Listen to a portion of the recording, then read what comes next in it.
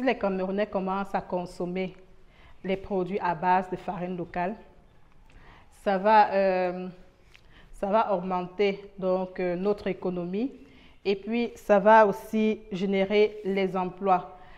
Mais je tiens à rappeler que cela va aussi diminuer les pertes post-récolte.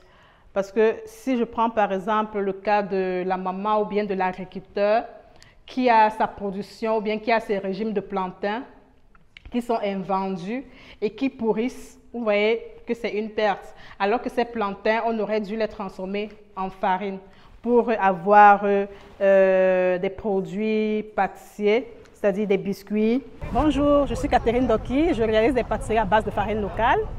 Et là, je vais vous montrer comment je passe mes journées au quotidien.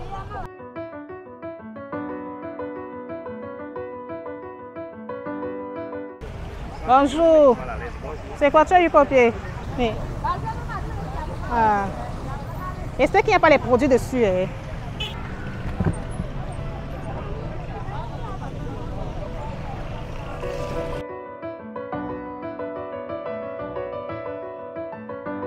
Là, je suis chez Monsieur John, mon fournisseur de lapins. Donc, je vais le voir parce que j'ai besoin de lapins.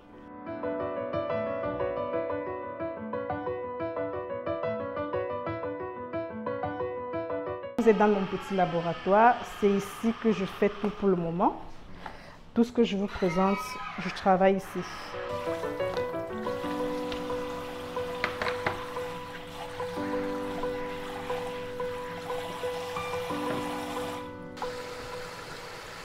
Là, c'est pour avoir une farine classique. Maintenant, je peux aussi décider de garder la peau pour avoir une farine premium, donc plus concentrée. Parce que déjà, la peau de la patate aussi, elle est très riche en fibres aussi. Donc,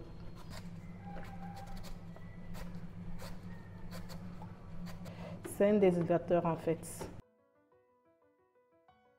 Là, il me permet de sécher les aliments sans perdre tout leurs nutriments en fait. Donc là, il absorbe juste, on le dit comme ça, de l'eau. Il permet de déshydrater les aliments. Notre patate, elle est déjà séchée. Maintenant, nous allons rapidement l'écraser pour avoir la farine.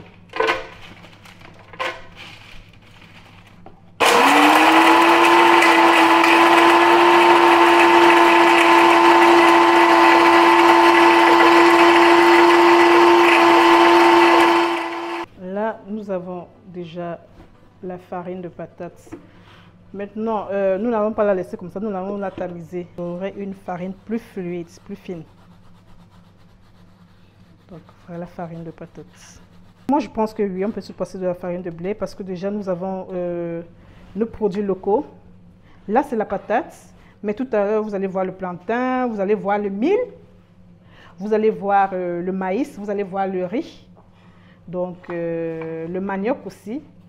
Vous verrez qu'avec nos produits locaux, nous pouvons bien nous passer de la farine de blé. Nous avons l'igname aussi. Mais il faut juste savoir comment les agencer dans nos recettes en fait.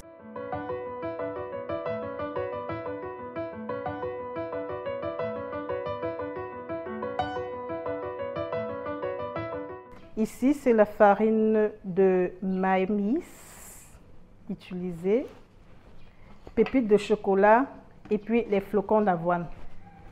Donc là, c'est un mélange.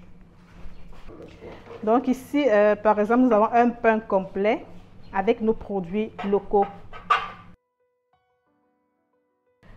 à base de farine de mil, la farine de manioc, le riz complet. Donc, j'ai utilisé un mélange de céréales. Ça, c'est un pain complet, par exemple, avec nos produits locaux, nos farines locales. Donc, là, c'est très bien pour la santé parce qu'ils sont sans gluten, en fait. Et ce pain, par exemple, est conseillé pour les diabétiques parce que les farines utilisées, ce sont des farines sans gluten.